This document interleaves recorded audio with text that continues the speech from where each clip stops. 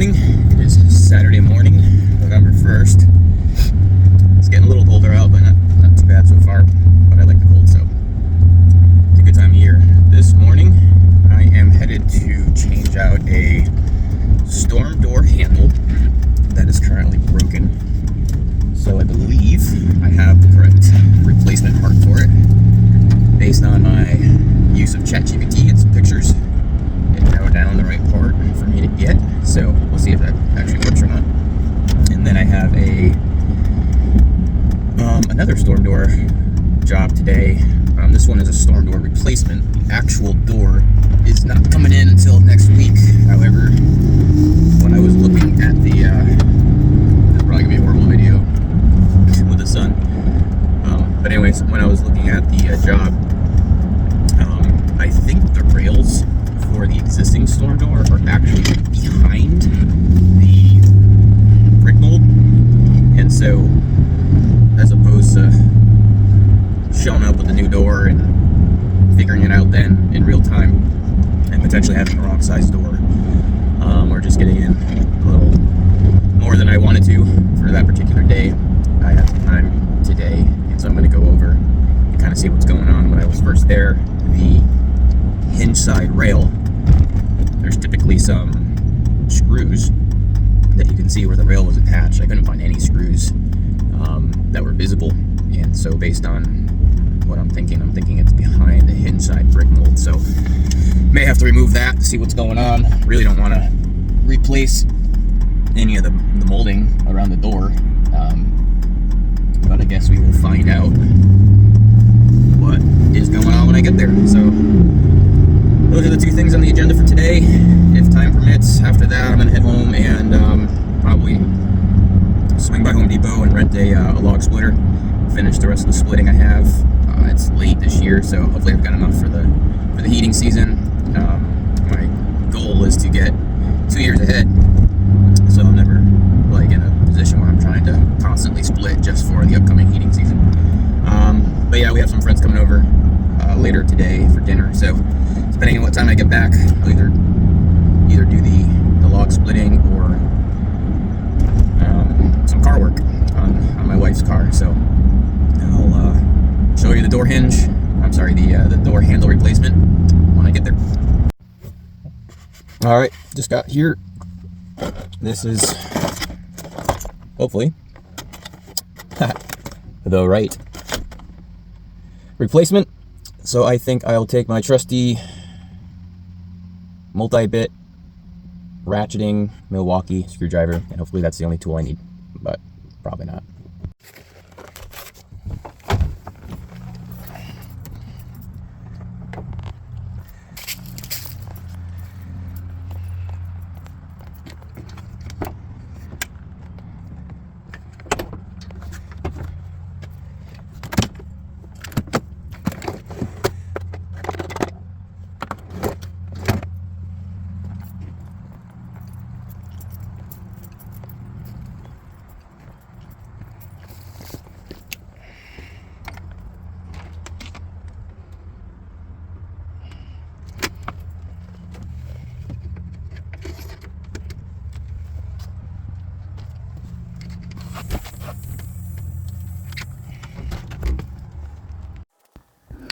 So I arrived at the customer's house and started going to work and taking off the old handle. As you can see, the inside handle was completely off and missing. The outside handle was barely hanging on.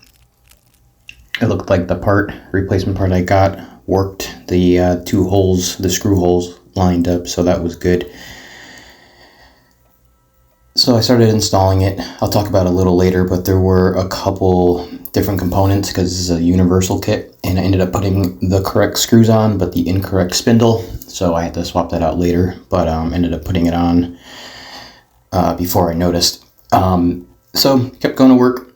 The other thing on this particular door was it came with a deadbolt, which you'll see a little later, or it had a deadbolt on it and it just screwed into the actual door.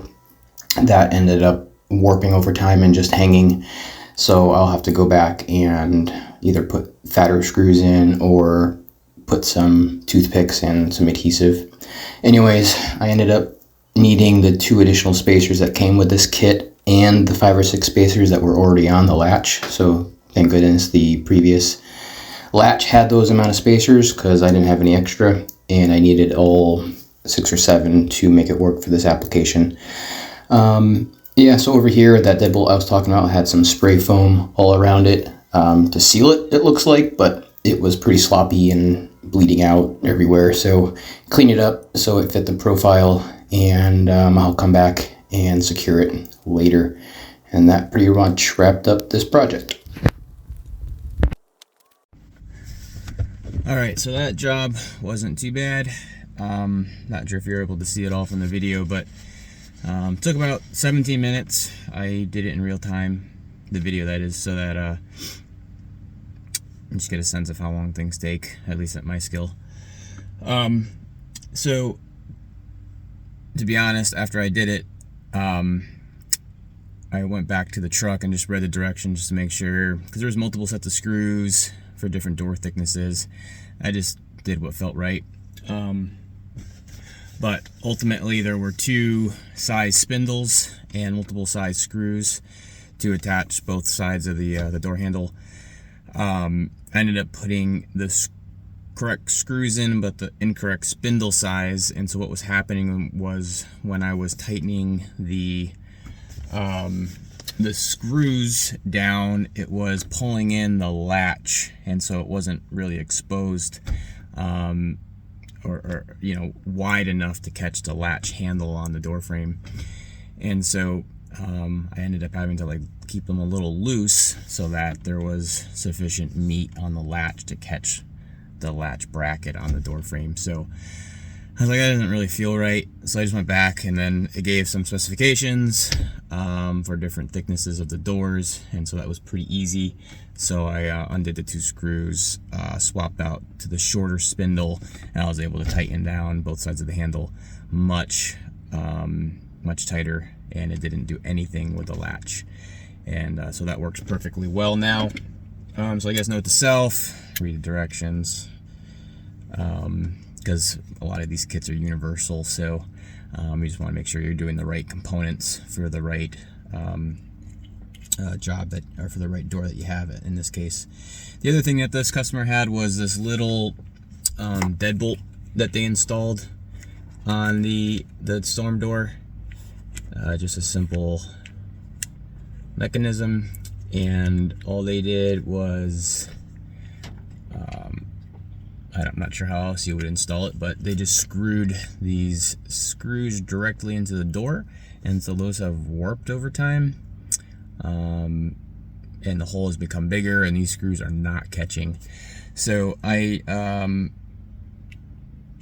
think I'm just gonna put some toothpicks on the inside and hope for the best, tighten it down.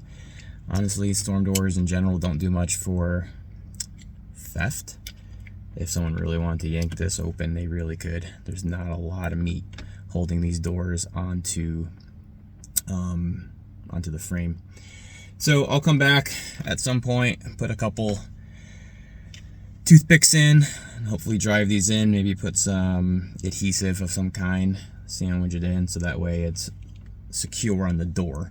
Even though it doesn't do much for security, at least it'll be secure on the door. So now I'm headed off to the storm door replacement to take off the old one in preparation for next week. Well, I just got done with removing the old storm door. I did not record it. It's my first time at this customer's house, and I know she has 2 small kids and wasn't sure if they were going to come out. And so anyways, I didn't record it.